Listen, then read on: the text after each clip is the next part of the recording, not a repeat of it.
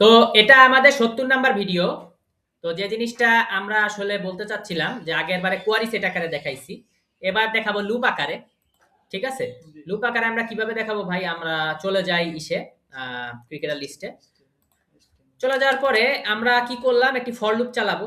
তাহলে curly bracket double percentage for, এবং কি করলাম?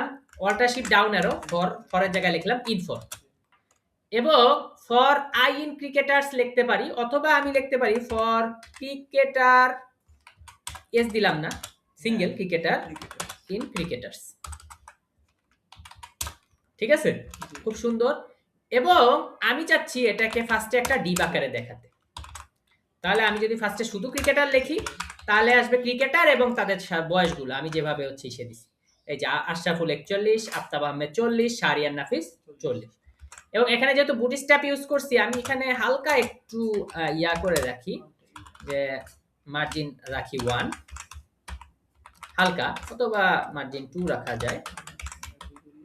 হ্যাঁ, একটু হালকা।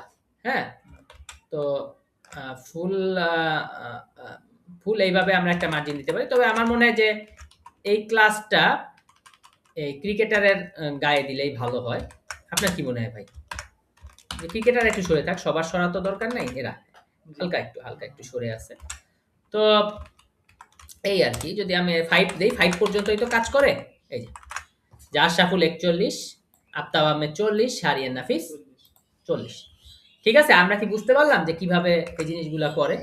এবং এমটি আমি একটু মার্জিন টপে দেই, হালকা একটু মার্জিন দিচ্ছি, হালকা একটু টপে মার্জিন দিলাম, যে হ্যাঁ, জিনিসগুলো এই যে আশরাফুল 41, আফতাব আহমেদ 40, শাহরিয়ার নাফিস 40।